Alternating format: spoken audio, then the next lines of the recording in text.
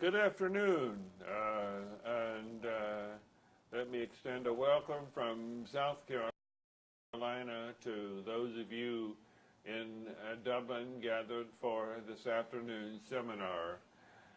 My name is Michael Montgomery. I have had the pleasure of knowing several of you on the program this afternoon, and to have visited Scotland and Ireland many times over the last 20 years to use the archives, to meet people, to study the speech, and to try to understand something of the contributions of Ulster people and cultures and immigrants to North America.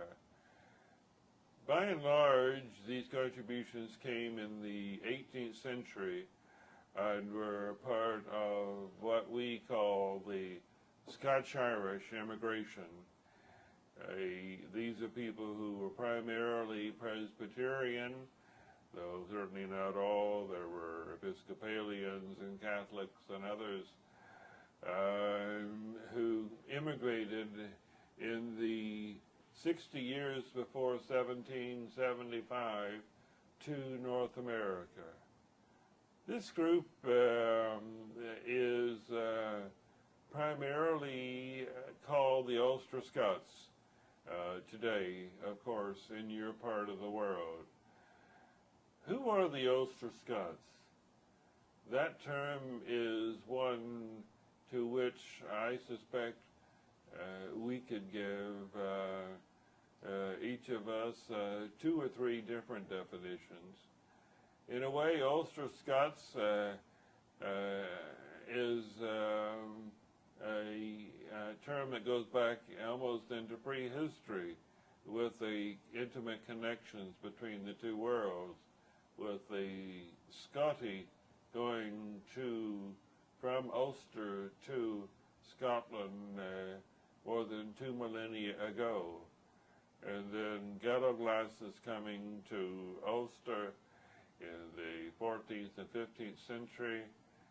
Primarily, of course, when we talk about the Ulster Scots, we're talking about those who came over and their descendants in the 17th century through King James's plantation and other migrations across the North Channel of the Irish Sea.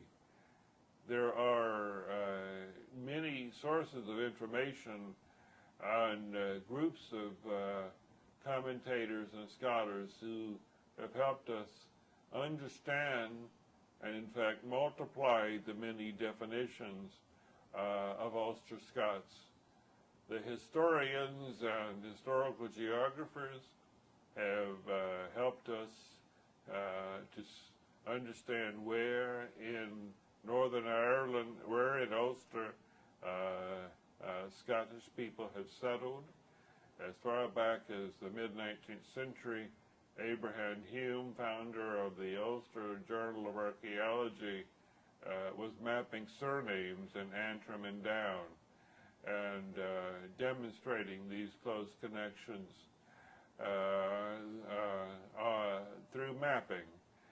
And of course, later in the century, William Patterson came along and put together a lengthy glossary of terms in Antrim and Down, mainly of Scottish ancestry. So there are early historical and ethnological and linguistic connections that have been made by researchers. And into the 20th century, we have Robert Gregg, who is truly the founder of Ulster Scots Studies and the one who most closely mapped Ulster Scots and showed in great detail what the language connections were. So there is a great body of knowledge that at least academics know about.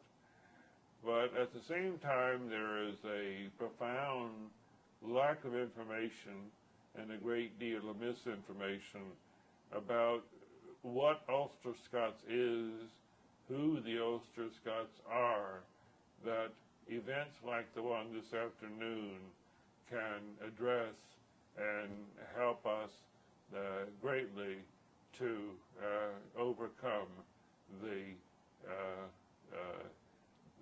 problems of misinformation out there. In Northern Ireland in particular, Ulster Scots is often just ridiculed, even though scholars have known about Ulster Scots for generations, and the Robert Gregg, as I say, mapped it in great detail,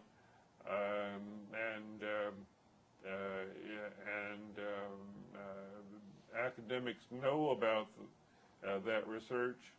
In Northern Ireland media, Ulster Scots is just referred to as a cute Ballymena accent, and there is an almost complete lack of